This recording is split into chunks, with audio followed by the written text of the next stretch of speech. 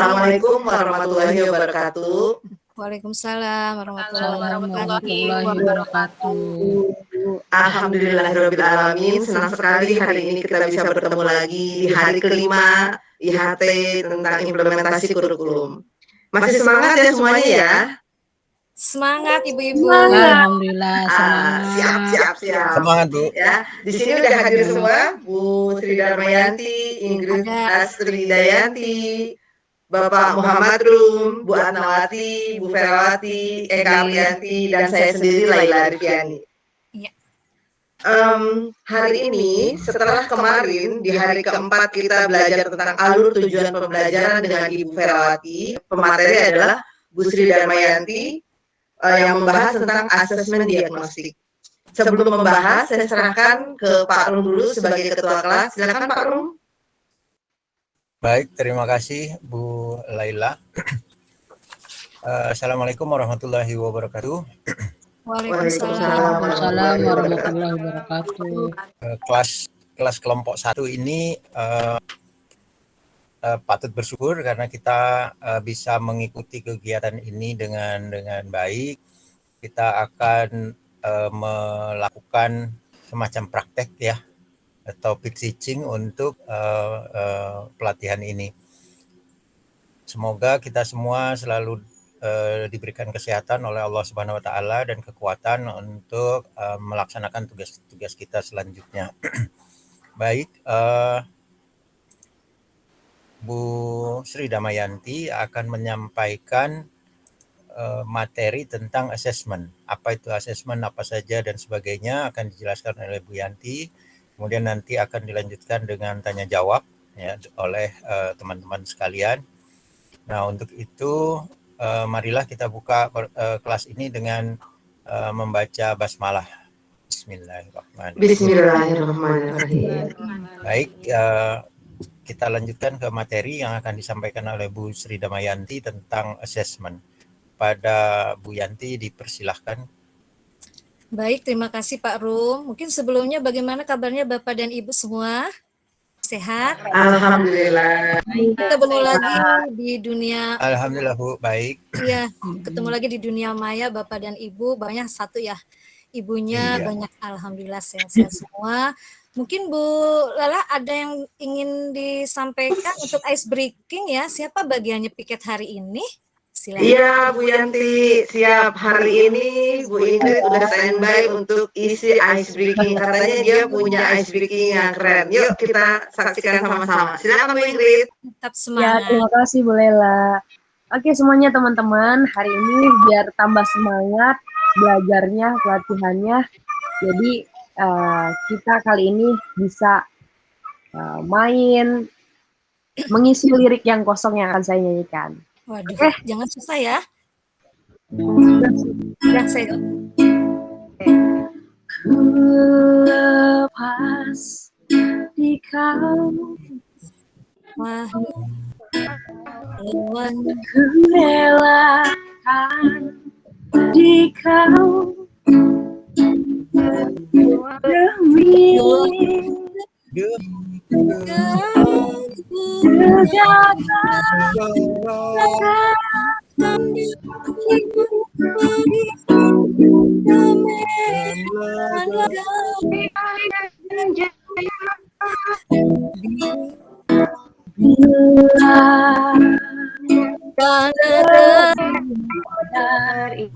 ingatlah ada seorang jadikan jaku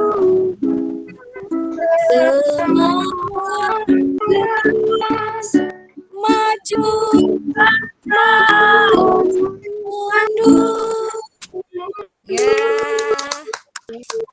Oke. Jawab ya. Sudah. Kita lihat.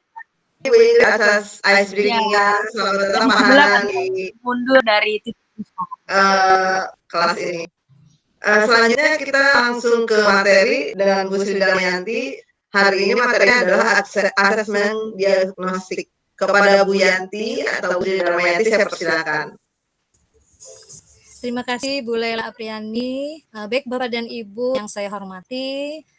Semoga pada hari kelima ini kita tetap semangat mengikuti walaupun dalam keadaan kita daring ya Bapak dan Ibu semua.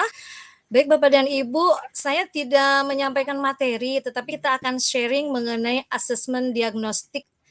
Sebetulnya Bapak dan Ibu semua yang lebih berpengalaman tentang asesmen diagnostik di sekolah yang Bapak Ibu, terutama di SMK 3 Kota Tangerang ini ya, termasuk sekolah unggulan atau sekolah rujukan ya Bapak dan Ibu ya, tahun kemarin. Bagaimana Bapak dan Ibu mengenai asesmen tersendiri di sekolah Bapak dan Ibu laksanakan? Mungkin ada yang ingin sharing mengenai asesmen itu seperti apa yang Bapak dan Ibu laksanakan. Silakan. Silakan, mungkin ada siapa, ada Bu Aat ya? Bu Aat sudah siap sepertinya. Silakan Ya, Bu Aat. ya siap. Insya Allah siap. Terima kasih atas waktunya yang sudah diberikan kepada saya. Sebagai pengalaman saya ya, saya memang termasuk guru yang senior yang mengajar saya udah lama. Pembelajaran asesmen ini itu suatu proses penilaian ya. Penilaian itu ada yang berupa penilaian lisan, tertulis, dan penilaian kinerja. Karena di sekolah kita ini kan sekolah kejuruan ya. Iya, jadi otomatis penilaian itu benar-benar yang harus kita terapkan di sekolah ya. Karena untuk proses itu siswa kita harus mendapatkan skill ya, apalagi di kecantikan atau di jurusan yang lain kan kelas terakhir itu dari kelas 10 sampai kelas 12 itu harus benar-benar dia mengikuti skill atau keterampilan yang dia kuasai ya. Buat kalau boleh tahu Buat ngajarnya materinya apa ya Buat mata pelajaran? Saya kebetulan mengajar tentang di kelas 10 tentang dasar kejuruan, dan di kelas 12 saya tentang perawatan tangan dan rias wajah khusus. Karena di asesmen itu penerapannya ya untuk penilaian ya. Mungkin itu. Baik Bu Aat, terima kasih. Mungkin ada yang lain tentang asesmen yang sudah berpengalaman mengenai asesmen. Setelah kita anak-anak mendapatkan materi pelajaran, berarti ada asesmennya ya Bapak dan Ibu. Tadi buat sampaikan adalah penilaian baik sikap maupun kognitif, dan ada juga kinerja ya Bu Aat ya. Kewirausahaan, mungkin ada kewirausahaan juga, ada Pak Rum mungkin ya mengajar kewirausahaan. Silakan Pak Rum. Kalau kinerjanya seperti apa? Iya Bu, selama ini kan kalau penilaian itu kita lihat di kewirausahaan, kita lihat omset dari apa yang usaha yang dijalankan untuk praktek. Jadi omsetnya yang kita lihat, persentase keuntungan dan sebagainya. Tapi untuk dalam bentuk asesmen seperti apa gitu. Kalau selama ini kan penilaian secara keterampilan saja gitu. Nah kalau sekarang dirubah menjadi sebuah asesmen, bagaimana cara melakukannya itu yang saya belum begitu paham. Ya, terima kasih waktunya. Baik Pak Rum, terima kasih. Baik Bapak dan Ibu, sangat bagus sekali ya tadi pemaparannya dari Bu Aat. Pak Rum juga ada asesmen, atau sebetulnya asesmen itu sama dengan penilaian Bapak dan Ibu ya, untuk mengukur hasil dari siswa belajar sesuai dengan tujuan pembelajarannya, seperti itu secara umum ya. Karena penilaian kita lihat dulu Bapak dan Ibu, saya ini ada materi ya mengenai prinsip dulu seperti ini, ada asesmen diagnostik ya. Nah, di sini asesmen diagnostik apa saja yang harus kita pelajari? Itu sama dengan asesmen atau penilaian ya Bapak dan Ibu. Nah, di sini rancangannya ada, kita punya 5 prinsip asesmen Bapak dan Ibu. Kita mengacu kepada profil pelajar Pancasila sesuai dengan yang materi atau SMKPK yang sekarang kita buat kurikulumnya adalah mengenai profil pelajar Pancasila. Termasuk ke dalam 6 dimensi profil Pancasila ya Bapak dan Ibu. Nah, prinsip asesmen sendiri di sini harus sesuai dengan kebutuhan siswa atau sesuai dengan tingkat pencapaian pelajaran siswa. Yang kedua, asesmen itu harus sesuai dengan apa? Dengan karakter siswa. Ya, dirancangnya apa siswa itu belajarnya sepanjang hayat seperti apa, seperti itu. Kemudian yang ketiga, bahwa asesmen ini harus juga memenuhi kognitif. Nah, secara garis besar bahwa penilaian atau asesmen diagnostik ini ada 3 komponen Bapak dan Ibu. Yang pertama adalah konten, yang kedua adalah kompetensi, ya. Yang ketiga adalah kognitif dan Bapak Ibu. Ya. Konten di sini Bapak dan Ibu bisa membuat dengan menggunakan internet atau menggunakan medsos atau menggunakan semua perangkat-perangkat konten yang bisa digunakan untuk pembelajaran. Kita membuat PowerPoint itu masuk ke dalam konten. Kemudian kompetensi berarti kompetensi apa yang ingin Bapak dan Ibu capai pada anak-anak Bapak dan Ibu sendiri? Apakah berupa kognitif, pengetahuan saja, atau pemahaman, atau skillnya, atau kinerjanya, atau keterampilannya? Nah, kalau misalkan di kecantikan ataupun di seni budaya, mungkin untuk kinerja atau keterampilannya bisa berbentuk praktek ya Bapak dan Ibu, atau demonstrasi. Jadi bukan hanya kognitif, tapi ada kontekstualnya, demonstrasi kontekstual, seperti itu. Kemudian asesmen diagnostik juga harus relevan Bapak dan Ibu, relevan dengan konteks kehidupan, karena kita profil pelajar Pancasila harus relevan dengan kehidupan dan budaya peserta didik. Walaupun ini mungkin secara umum kita lebih banyak ke kognitif ya Bapak dan Ibu, seperti itu. Kemudian berorientasi pada masa depan yang berkelanjutan. Itu adalah prinsip asesmennya. Nah, kemudian Bapak dan Ibu, nah di sini asesmen diagnostik itu ada 2 Bapak dan Ibu.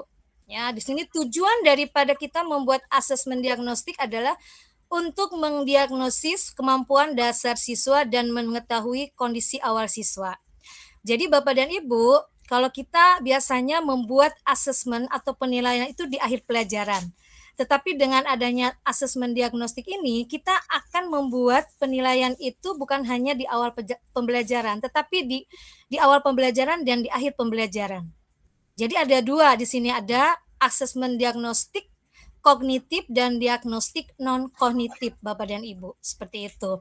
Jadi boleh di awal pembelajaran dan boleh di akhir pembelajaran. Nanti akan berbeda Bapak dan Ibu, pembelajaran di awal dan pembelajaran di akhir, seperti itu. Mungkin di sini kita sharing seperti apakah pembelajaran atau penilaian diagnostik atau asesmen ini yang dilaksanakan di sekolah Bapak dan Ibu. Ya, ada berapakah penilaian atau asesmen diagnostik ini? Silakan. Mungkin ada yang ingin sharing, Bapak dan Ibu. Mungkin Bu Eka, bagaimana? Silakan Bu Eka, mungkin sharingnya.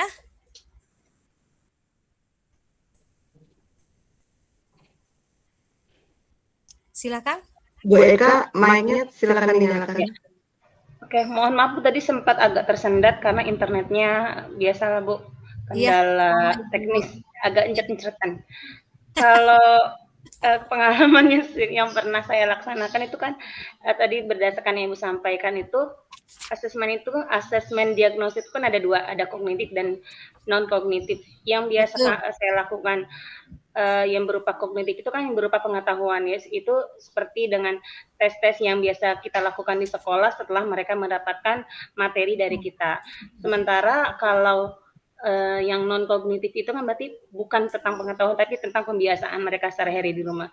Ya misalnya di awal pembelajaran saya tanya gimana keadaan kalian, gimana tugas-tugas yang kemarin sudah selesai atau belum, ya baik secara tatap muka maupun virtual. Itu dulu yang saya tanyakan ke mereka, nyaman atau tidak, semangat atau tidak. Ya, contoh kecilnya seperti itu Bu yang biasa saya laksanakan ke anak-anak. Iya, berarti pembiasaan dulu ya Bu Eka ya? Iya. Pembiasaan anak-anak ya, senang atau tidak dengan pelajaran ini, bagaimana dengan keluarga, seperti itu ya Bapak dan Ibu ya. Baik Iya, Bapak Bu. dan Ibu, bagus sekali Bu Eka, terima kasih. Nah di sini Sama-sama Bu. Bapak dan Ibu bisa lihat di penilaian atau tujuan asesmen diagnostik ya Bapak dan Ibu ada non-kognitif dan ada kognitif. Nah untuk non-kognitif Bapak dan Ibu bisa di awal pembelajaran. Mungkin Bapak dan Ibu bisa dimasukkan ke pembukaan atau apersepsi. Nah di sini bisa kita nanyakan bertanya mengenai apa sih aktivitas siswa selama belajar di rumah, karena selama ini kita daring ya Bapak dan Ibu. Kemudian bagaimana kondisi keluarga, seperti itu ditanyakan. Kemudian bagaimana sih gaya belajarnya. Apabila non kognitif ini anak ada masalah, berarti nanti guru atau wali kelas harus ada feedbacknya Bapak dan Ibu, ada tindak lanjutnya, yaitu bertanya atau berkomunikasi dengan orang tua, seperti itu. Kemudian kalau yang kognitif ini biasanya hubungannya dengan pengetahuan. Nah, pengetahuan ini bisa di awal pembelajaran. Kenapa di awal pembelajaran? Itu untuk memotivasi anak-anak sebagai impuls ya, impuls atau rangsangan anak-anak mau belajar, seperti itu Bapak dan Ibu. Tetapi kognitif ini harus sesuai dengan tujuan dari pembelajaran itu sendiri atau capaian pembelajaran yang Bapak dan Ibu dibuat. Nah, kognitif ini mengacu kemana? Kalau zaman dulu atau kita yang baru beberapa tahun yang lalu, kognitif ini harus sesuai dengan tujuan pembelajaran atau yang dulu kita membuatnya di RPP Bapak dan Ibu. Tujuan pembelajaran ini mencakup dengan kata-kata operasional atau KKO Bapak dan Ibu, ada C1 sampai C6. Mulai dari kognitif tingkat rendah sampai tingkat tinggi. Kalau membuat soal mungkin Bapak dan Ibu sudah pintar, ada soal yang sangat mudah, ada yang sedang, ada yang pemahamannya sangat tinggi, kemudian ada soal dibuat dalam bentuk HOTS ya Bapak dan Ibu ya, yang lebih tinggi untuk nalar siswanya. Nah, seperti itu Bapak dan Ibu. Kemudian untuk yang kognitif juga Bapak dan Ibu bisa dibuat menjadi pembelajaran atau di akhir pembelajaran, yaitu ada penilaian formatif dan ada penilaian sumatif Bapak dan Ibu. Ya, ada penilaian formatif dan ada penilaian sumatif. Kalau formatif berarti setiap habis satu capaian pembelajaran, Bapak dan Ibu bisa membuat asesmen diagnostiknya yang untuk formatif. Kognitifnya formatif. Jadi setiap satu KD boleh Bapak Ibu memberikan suatu asesmen. Tetapi kalau untuk sumatif itu hampir sama dengan penilaian di akhir semester. Biasanya kita melaksanakan di mid semester ganjil atau mid semester genap dan semester ganjil setiap 6 bulan sekali. Seperti itu. Nah, itu adalah asesmen sumatif. Asesmen diagnostik kognitif sumatif. Seperti itu Bapak dan Ibu. Nah, untuk yang kognitif sendiri, Bapak dan Ibu itu harus ada persiapan, ada pelaksanaan, dan ada tindak lanjutnya. Jadi, bagaimana kita membuat keterampilan bertanya kita kepada siswa untuk memberikan motivasi kepada siswa, ya Bapak dan Ibu. Sini ada feedbacknya di Bapak dan Ibu, bagaimana cara persiapannya. Ya, Bapak dan Ibu dilihat bagaimana menyiapkan gambar, boleh Bapak dan Ibu menggunakan emotikonnya. Misalkan Bapak Ibu menanyakan bagaimana perasaan kamu hari ini. Nah, Bapak dan Ibu bisa menyiapkan gambar emotikon sedih atau senyum atau senang. Nah, itu adalah salah satu konten yang bisa kita gunakan. Karena ada 3 tadi untuk membuat asesmen diagnostik. Yang pertama konten, yang kedua adalah kognitif, yang ketiga adalah kompetensi Bapak dan Ibu. Itu harus dimasukkan. Boleh untuk memberikan sesuatu yang menarik ya Bapak dan Ibu. Jadi kalau kontennya dengan menggunakan konten ini, asesmen diagnostik Bapak dan Ibu bisa menggunakan PowerPoint dengan menanyakan seperti itu. Kemudian Bapak dan Ibu memberikan gambaran emotikon antara sedih dan senang. Nah, seperti itu. Baik Bapak dan Ibu, kemudian kalau pelaksanaan pasti dilaksanakan ya Bapak dan Ibu, dilaksanakan pada saat pembelajaran, di awal pembelajaran, di aktivitasnya. Kemudian di akhir pembelajaran juga ada refleksi. Refleksi itu untuk Bapak dan Ibu, guru maupun untuk siswa. Ya, seperti itu. Misalkan siswa ada yang agak kesulitan, boleh dilanjutkan dengan komunikasi lanjut dengan guru dan siswa tersendiri. Kemudian kalau misalkan siswanya balik bertanya, berarti kita siap untuk menjawab pertanyaan siswa. Seperti itu sebaliknya. Ada tindak lanjut ya, seperti itu Bapak dan Ibu. Ini seperti ini. Kemudian kita ke asesmen diagnostik kognitif Bapak dan Ibu. Seperti yang sudah saya sampaikan tadi bahwa asesmen diagnostik kognitif ini tujuannya untuk kemampuan dasar siswa dalam satu topik pembelajaran atau mata pelajaran, Bapak dan Ibu. Asesmen diagnostik kognitif itu bisa digunakan di awal pembelajaran, ya Bapak dan Ibu, untuk memberikan suatu motivasi. Misalkan kalau pelajarannya seperti saya boga, apakah sudah mengenal mengenai bumbu atau dan sebagainya seperti itu sebelum kita masuk ke pembelajaran pengolahan seperti itu Bapak dan Ibu. Kemudian bisa dilakukan dengan secara berkala untuk yang kognitif ini. Tadi ada formatif dan ada sumatif seperti itu. Baik, Bapak dan Ibu, silakan mungkin kita sharing kembali apa saja yang sudah Bapak dan Ibu laksanakan. Mungkin itu hanya beberapa yang bisa saya sampaikan mengenai asesmen diagnostik kognitif dan non kognitif. Mungkin Bapak dan Ibu ada. Oh, silakan Bu Lela. Iya, terima kasih Bu Yanti. Saya mau bertanya terkait karena saya belajar di kecantikan, mengajar di kecantikan.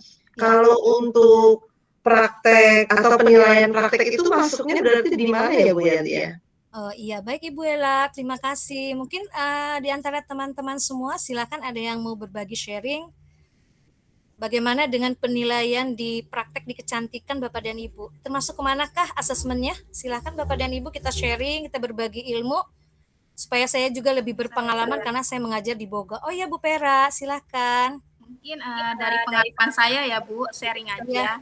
Jadi terkait untuk penilaian asesmen yang untuk praktek, kaitannya dengan kecantikan, yang saya tangkap yang tadi sudah dijelaskan oleh Bu Yanti, itu masuknya ke dalam kategori asesmen kognitif.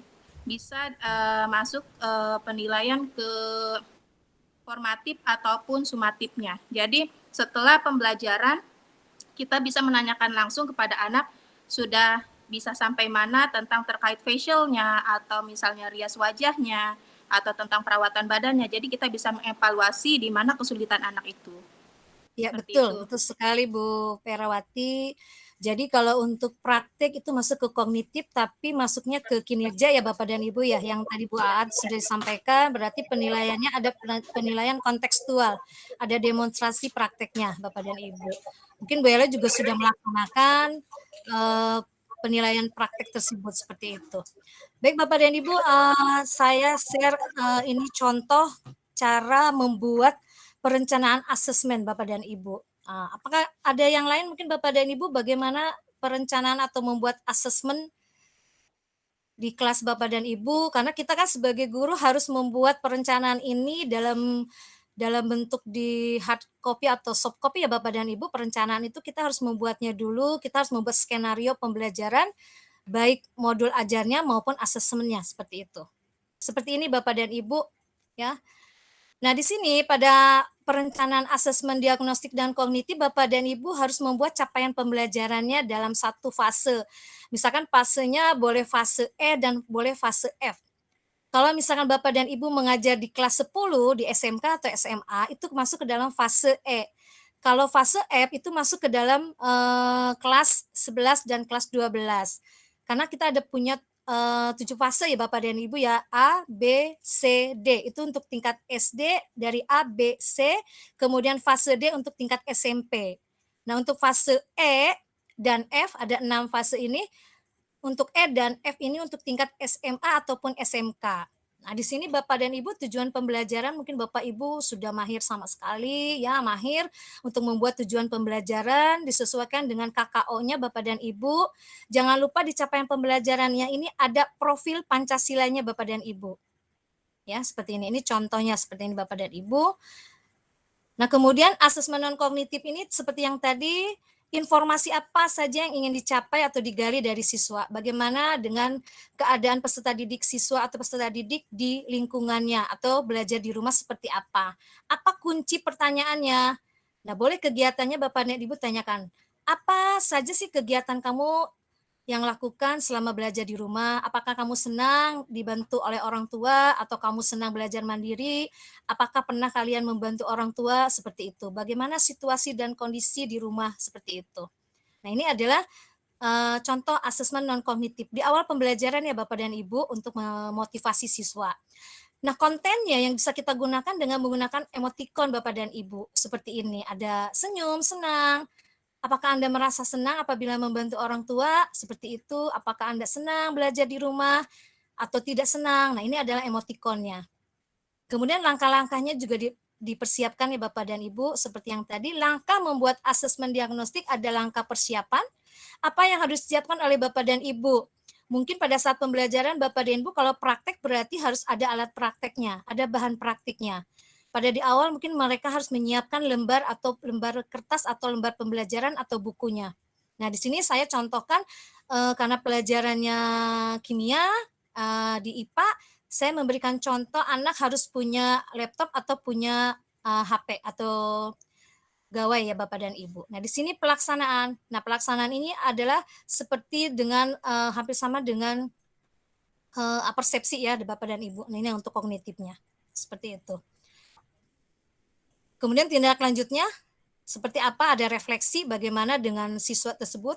Jika peserta didik menyampaikan masalah, ajak berdiskusi untuk menentukan penyelesaiannya. Jadi seperti itu. Kemudian asesmen kognitifnya Bapak dan Ibu sama, ada persiapan dan ada pelaksanaan, kemudian ada tindak lanjutnya. Nah, seperti ini contohnya Bapak dan Ibu, pada akhir mata pelajaran ini, guru menyelesaikan tentang materi perubahan fisika dan perubahan kimia. Durasinya atau durasi asesmennya berapa menit per orangnya. Ini adalah identifikasi materinya yang akan diujikan. Saya mengujikan bagaimana siswa dapat mendeskripsikan ciri-ciri perubahan fisika dan perubahan kimia. Atau Bapak dan Ibu misalkan bagaimana ciri-ciri komedo atau membedakan komedo dengan jerawat seperti itu. Nah, di sini bisa Bapak dan Ibu pertanyaannya apa? Dari 4 gambar ini manakah yang termasuk perubahan fisika? Atau Bapak dan Ibu bisa memasukkan di sini dari keempat gambar ini manakah yang termasuk jerawat ataupun komedo seperti itu. Nah, di sini kemungkinan jawaban siswa itu kan tidak selalu semua paham Bapak dan Ibu. Ada yang paham sebagian, ada yang paham utuh, dan ada yang tidak paham sama sekali. Nah, ini adalah termasuk ke dalam tindak lanjut Bapak dan Ibu. Kalau siswa itu paham, berarti siswa akan lanjut ke unit berikutnya. Tetapi kalau tidak paham, berarti siswa harus diberikan pembelajaran remedial. Seperti itu Bapak dan Ibu. Itu salah satu contoh untuk pembelajaran di asesmen ya Bapak dan Ibu untuk membuat rencana asesmen diagnostik kognitif dan diagnostik non-kognitif seperti ini Bapak dan Ibu. Baik Bapak dan Ibu, sampai di sini itu adalah salah satu contoh. Nanti Bapak dan Ibu akan merancang mengenai asesmen diagnostik kognitif dan asesmen diagnostik non-kognitif sesuai dengan mata pelajaran Bapak dan Ibu. Silakan bisa dibuat hanya satu tujuan pembelajaran boleh atau untuk beberapa pertemuan boleh Bapak dan Ibu. Senyamannya Bapak dan Ibu saja. Baik, Bapak dan Ibu, mungkin itu saja karena waktu juga, karena luring kita untuk asesmen diagnostik ini. Kalau memang masih ada yang akan kita sharing, silakan. Kalau tidak ada, saya kembalikan kepada Ibu Laila sebagai moderator. Terima kasih Bu Laila. Terima kasih Bu Yanti atas materi hari ini mengenai asesmen diagnostik. Untuk tugasnya saya tegaskan berarti besok pagi sudah siap presentasi ya Bu Yanti ya. Iya Ibu, besok kalau enggak hari keduanya lagi Bu Lela, hari ke-7 kalau tidak salah di jadwal itu untuk presentasi. Karena besok kan ada materi yang alur tujuan pembelajaran dulu ya, yang Bu Perawati kemarin sampaikan, yang harus didiskusikan. Oh iya, terima kasih Bu Yanti sudah diingatkan. Jadi teman-teman ya, untuk materi besok adalah presentasi alur tujuan pembelajaran. Untuk setelah di hari ke-7-nya baru presentasi mengenai asesmen diagnostik ini ya. Untuk hari ini, alhamdulillah, terima kasih Bu Yanti atas presentasi materinya. Jadi semakin paham ya. Saya juga mengenai ternyata ada dua ya asesmen itu, ada asesmen diagnostik, asesmen diagnostik itu terbagi dua ya, ada asesmen diagnostik non kognitif dan ada asesmen diagnostik kognitif ya. Dan ternyata asesmen diagnostik itu dia ada 5 karena udah disesuaikan dengan profil pelajar Pancasila. Prinsipnya ada 5 ya. Lalu untuk lebih paham sih cuma bisa lebih baik dibedakan seperti ini. Non kognitif itu adalah pertanyaan di luar materi pelajaran mengenai keseharian, lingkungan keluarga, perasaan. Jadi anak merasa diperhatikan, begitu ya Bu Yanti ya. Betul Ibu Laila. Sedangkan kalau asesmen diagnostik kognitif itu adalah berkaitan dengan pelajaran. Untuk asesmen ini bisa dilakukan di awal maupun di akhir. untuk mengukur kemampuan siswa apakah mereka memperhatikan atau tidak. Betul. Dan ini juga disesuaikan dengan capaian pembelajaran yang ingin dicapai. Betul. Wah, Alhamdulillah. alhamdulillah Ibu Bapak hebat sekali. Semuanya sangat hebat. SMK bisa seperti itu. Baik Bapak dan Ibu, terima kasih atas kehadirannya, atas waktunya, sudah menyempatkan waktu untuk kita bersama-sama sharing mengenai asesmen ini. Saya juga mendapatkan pengalaman ya, kalau di kecantikan seperti apa asesmennya. Bolehkah sekali-sekali saya untuk perawatan Bu Ella atau Bu Aat? Silakan Bu, kalau kondisi pandeminya sudah berakhir, kami akan senang sekali kalau Bu Yanti datang mampir. Iya, terima kasih Bu Lela. Siapa tahu Oke teman-teman. ya. Terima kasih Bu Yanti buat materi hari ini. Ada pencerahan baru ya kita teman-teman semua bahwa sebenarnya untuk asesmen ini sudah kita laksanakan, cuma mungkin kesini sesuai dengan perkembangan kurikulum yang terbaru, jadi kita juga harus menyesuaikan diri lagi. Betul, tetap semangat Bapak dan Ibu. Iya betul. Alhamdulillah materi hari ini telah selesai. Tadi Bu Yanti sudah menjabarkannya dengan sangat jelas dan sangat baik. Terima kasih sekali lagi Bu Yanti. Ya, untuk sebelum hari ini berakhir, supaya tidak bosan, supaya refresh lagi, Bu Ingrid sudah siap untuk ice breaking closing-nya? Iya, biar awet muda. Walaupun Saya biar awet muda. kalau ibu-ibu semua pasti selalu muda, karena kan kita ngajarnya anak-anak SMA, jadi suka nggak beda jauh gitu berasanya. Pengen terus ya. Iya. Jadi usianya kita sama dengan SMA ya Bu ya? Iya. Lagu Utali Kumahua ya, ada yang tahu nggak? Bu Eka masih ada nggak sih? Oh, masih Ada. Ada Bu Eka, Utali Ada. Bu Kumahua. Eka. Utama yang mana? Kumahua yang mana? Yang sesaat kau Tapi yang mana? Kau datang ketika aku jatuh bangun dan dalam kau menyusuri kehidupanku yang kelam dan Ada tepuk tangan aja deh. apa Aduh kok aku nggak tahu ya Bu ya. Dirimu hadir. bagaikan sinar menerangi jalanku, menunjukkan arah mana yang ini harus ditempuh agar kita lagi seperti dulu bersama bayang kasih akan terjaga dari mimpi-mimpi, dari kehidupan yang semu dan melenakanku, membuat terlupa akan segala-galanya. Hari ini ku mencoba Terima kasih. berulang lagi. Kalau Walaupun yang bisa ikutin Pak Arum sama Bu Yanti. Iya, Keren. saya senang sekali saya jadi awet muda Bu. Saya kembali ke masa SMA ini lagunya. Iya. Sepertinya zamannya Pak Rum ya, zaman saya kesini Pak. Iya, SMA saya itu. betul ya Bu. Ya baik, Bapak dan Aku ingin Ibu. tahu lagu lawas. Ya betul. Bapak dan Ibu, terima kasih atas kehadirannya. Sampai ketemu di hari ke-7 Bapak dan Ibu. Tetap semangat, tetap sehat, walaupun dalam keadaan kita sedang daring ya Bapak dan Ibu. Terima kasih semangatnya Bu Ingrid, Pak Rum, Bu Erawati, Bu Laila, Bu Aat, Bu Eka, dan Pak Hanan atas kehadirannya di kelas IHT hari kelima ini. Terima kasih. Di akhir kala, Assalamualaikum warahmatullahi wabarakatuh. Selamat siang. Waalaikumsalam. Waalaikumsalam warahmatullahi wabarakatuh.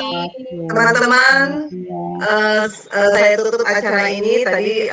Terima kasih buat Bu Yanti materinya, Bu Ingrid buat ice breaking-nya untuk di awal dan di akhir. Teman-teman atas pertanyaannya, kita jadi sharing ilmu bersama. Alhamdulillah jadi lebih mengerti lagi ya. Ya. Oke, saya tutup pertemuan hari ini dengan baca hamdalah. Alhamdulillah. Alhamdulillah. Wassalamualaikum warahmatullahi wabarakatuh. Sampai jumpa lagi. Jangan lupa tugas-tugasnya. Ya.